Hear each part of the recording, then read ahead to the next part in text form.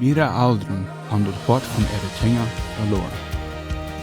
Aber wollten nicht, wann er passiert ist, oder woran das wichtig ist, ihre Horten zu haben, dann würde ich doch kurz weiten, wenn du ihre Horten hast. Pastor Irwin Cornelson redet und woran das wichtig ist, zum der Hort haben, und wo du kannst der Hort haben, und wo du kannst weiten, wenn du der Hort hast. Willkommen zu dieser Klasse. Hast du das Hort von deinen Kindern?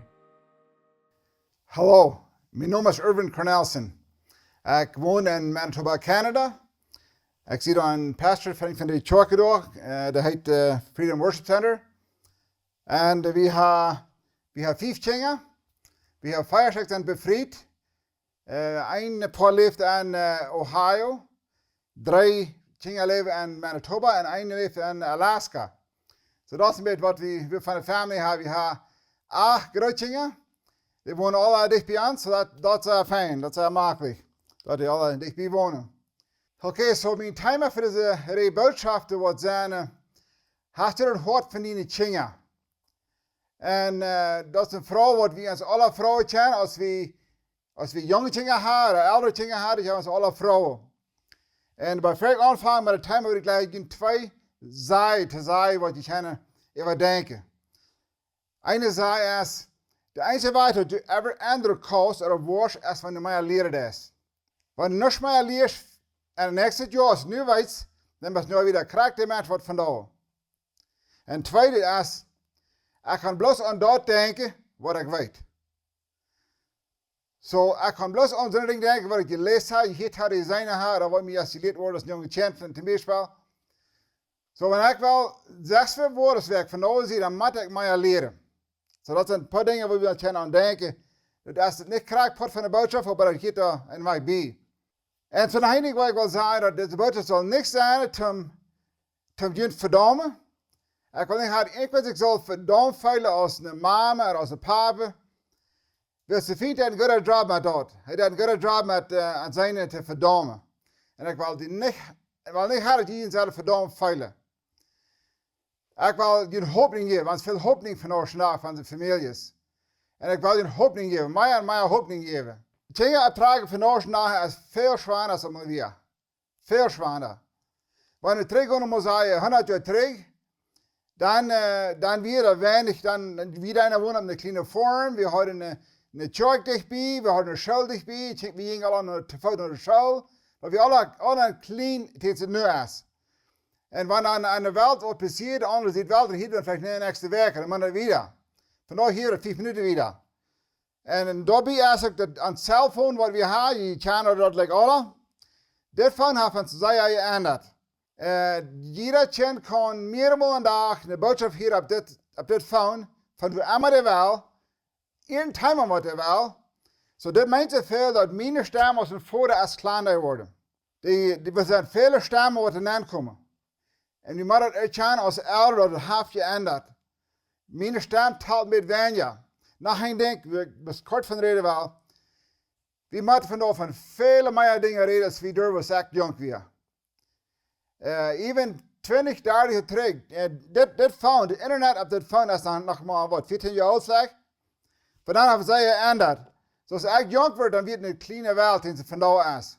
Vandaag weten we van de ganze wereld. Eentje in China, in Afrika kan hier wel wat napreden. En ik heb dat lezen, dat zijn. En dat ons beïnvloeden. So dit heeft ons veel onderscheid gemaakt en waar we ons dingen optrekken dan. So ik wil je voor verschillende dingen vertellen. Ik wil je een beetje zeggen van mijn geschichte later nog. Ik wil samen de geschichte gebruiken van verschillende mensen. Wat ik beleefd heb met denen, met de dingen. En bloos ons te helpen dat we een beetje meer sleutels hebben en onze familie die dingen opbrengen. En dat is gezegd op de Pfizer zaas van een paar feier. Dat is wirklich van de hernemen daar. So we hebben de vers 1 paar feier met even gaan in de Pfizer zaas.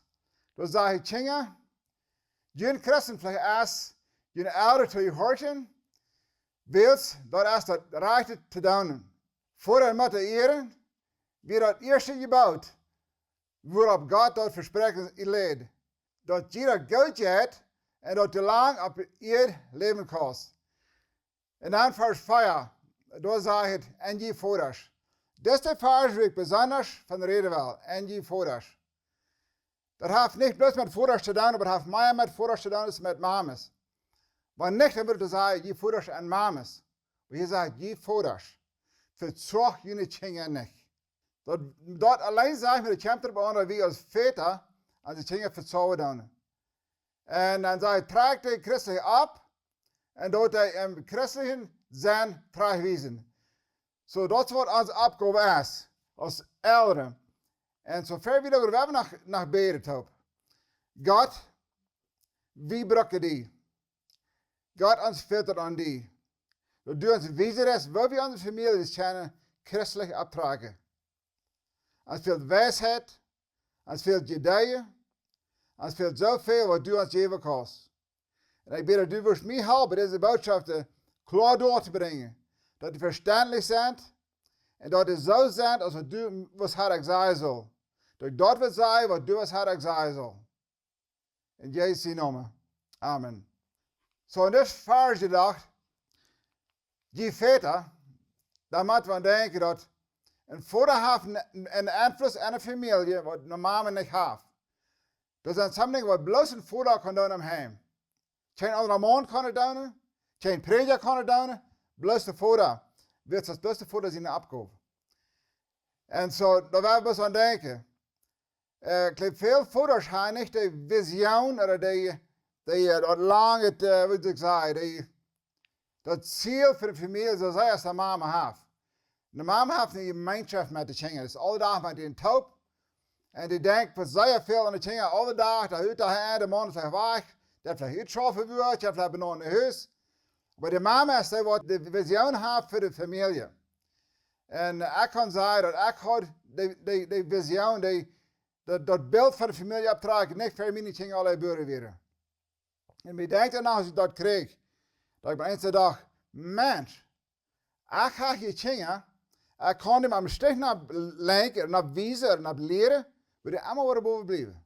So ik ga een zekere opgave, waar ik ga een grote opportunity, ik ga die alleenheid, den wat te wijzen en te leren. En een paar jaar terug, dat is nu al mijn 6 jaar terug, dan had ik kreeg. En ik dacht, ik word sterven. Dat was het eerste ding wat ik aan dacht. Ga ik mijn kinderen geleerd wat ik leren wil. Dat was me zeer zwaar in mijn hart. Ga ik mijn kinderen geleerd wat ik leren wil. Wat te leven, wat dingen te me wil komen, dat die kinderen verwaarts komen, zo weer.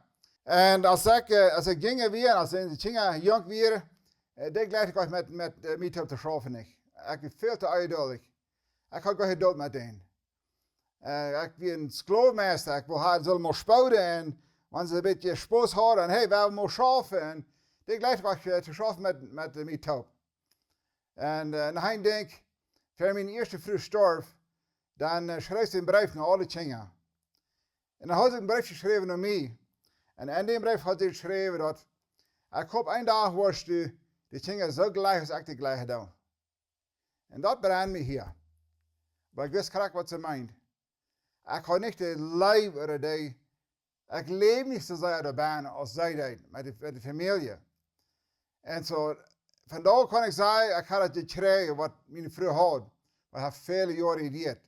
Wat ik dat krijgen kan, wat ik dat zijn kan, wat zij zijn kan. En ik geloof, we willen alle zeggen dat keiner van ons wel onze dingen veroordelen.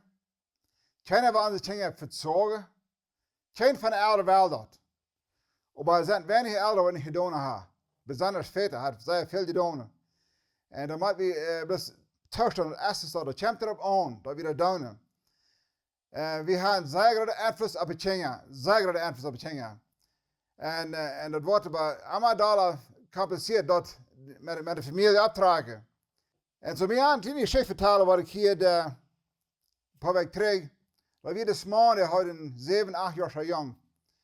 En deze kleine jongen, die wil leren met zijn kleine axe, zijn hatchet, kleine axe, schmieden. En dan die aan een boom aanbaken. Zo dan smijt hij hem aan een boom en dan zal hij daar graag zo was stonden blijven aan een boom. En die weer nog een jong kreeg leren. Een dag dan dacht hij, worden we aan zijn sloopstoel doen. En daar in die sloopstoel, dan hebben we daar een groot vierkantje bij het halt. Dat zal hij dan geen smeten. En dan traf hij bezied. En dan heeft een groot lach aan de wand. En dan bald daarop komen zijn ouderen aan de huis en dan vragen zijn ouderen, wat is dat lach aan de wand? Wat is er passiert? Oh, zegt hij, mijn vriend weer hier. Mijn vriend heeft dat lach gemaakt. En dan zei ze, oh, dat is die vriend weer hier, hè? Ja, die weer hier. En zij wist dat waarschijnlijk niet zo weer, maar hij blijft erbij. En vroeg ze maar, so, wer maakt dat lach aan de wand? Nou, mijn vriend, die weer hier. Dat deed hij voor een stund. En allemaal waren vroeg jong dezelfde vrouw, die zei, allemaal waren had een vriendje doen. Dan hadden ze ook als top. En dan bij hem eten, dan reden ze niks van de zaak. Maar dan nog als dan de jongen die in de stopstoel waren, dan dat die kleine zuster, die is nog maar 3, 4 jaar oud, zegt de zuster, hij deed dat. Ik zeg dat, hij deed dat. En de oudere wist really goed wat je doen had. Maar dan ging de mama naar de stopstoel, bij de jongen bijna weer. En dan zei ze de jongen, check me maar gelijk in de oor. Dan zegt ze, als de antwoord wat du mij zei was. Nou zegt hij, dat wil je nu beschermen, hij had niet lach gemaakt. Dan vraagt ze, wat waar? Dan zegt ze, check me maar in de oor. Als de antwoord wat du mij zei was. En hij zegt, no. En dan over dem, dan dat ze, ik weet niet graag dat ze de raak te houden hebben, ik geloof hij neemt de jongens in de kap en haalt hij gewoon de oor en zegt, check me maar in de oor. Check me maar gelijk in de oor. Dan zei hij, als de antwoord wat du mij zei was. Dan zegt hij, ja, ik deed dat. Ik had een lach gemaakt. En dan, dat pot van de schrift wat mij bijzonder aanschierde, dat weer dit. Dan, nächste dag deed de vader de jongen naar school vieren. En dan bij vader, dan vraagt de vader de jongen, wat wil die vader van die? Oh, die wil niet graag ik lezen al. Ja, zei hij, dat is raar, maar wat wil die vader werkelijk van die? Wat is het wichtigste? Nou, ik zal niet lachen maken aan de wand. Nou, zei vader, dat is eigenlijk wat er weg is. Wat is dat een ding wat de vader van die wil? Nou, hij weet niet. Dan zei vader, dat is eigenlijk wat ik van die wil. Ik wil een gemeenschap hebben met die. Ik wil nou zijn naar die. Dus wanneer ik niet nou zie naar die, dan doen we leren. Dan doen we ons fysiek te versterken. Dan doen we fysieke dingen te doen wat de vader niet zal weten. Zeg, wanneer we ons gemeenschap fijn op als een zum anderen, hij zegt, dan doen we ons leven aan. Dan doen we fysiek aprechtjes te zijn, een met de anderen. Als we dat niet gaan, dan wil alles niet schaffen. So die gemeenschap, wat we met de kinderen hebben, is zeer, zeer wichtig. Wil je de kinderen niet weten, wanneer je niet een gemeenschap hebt tussen de ouderen en de kinderen, dan meent het zeer weinig. Ik had een paar maanden terug in de maand aan mijn office. Ik had hem al niemand zeggen. Mijn jongvrouw had niet gewoond, maar wel komen vertalen met mij. Ik kwam van een andere jeent. Ik kwam in mijn office en zei ik wil recht te mij aanbrengen. Hij zei, ik zat in een shed en een smeed, daar had ik de derde alle 2 gemaakt, dan had ik motor bijna aan. En nu wordt het gerookt en ze weten, ik wil even hem aankomen. Hij wil zich aanbrengen.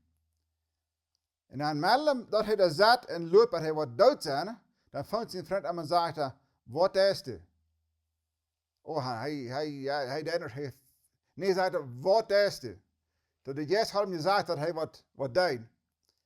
En dan, als we weer vertalen deed, dan vroeg ik hem, wat zou je die aanbrengen? Dan zegt hij dit. Ik weet niet waar mijn mama en dad zijn. Ik weet niet waar mijn mama en papa zijn. Zeg ik, die grootste aangewoord dat die leed wat mij hadden, wat ik dacht mijn ouderen waren, die hebben mij aangenomen als ik jong was. Die zei, wie zei dat, ik zijn ouderen. Hij wist ik, dat maakt bloos niet. Dus nu wist je niet, wat is nu de waarheid? En zo de jongen die was zeer, zeer moedloos, zijn ganse leven. Hij kon voor een paar weken niet schaffen. Hij was bloos thuis, hij wist ik bloos niet met zichzelf. So hij dacht, hij had niet een meisje met de ouderen, nu wordt hij eigenlijk weer geraakt. Dat weer werkelijk zo. So als kinderen veel te niet dat we met onze ouderen in een gemeenschap hebben, wie gelijken dat, wie ons veelt het aan, alle van ons.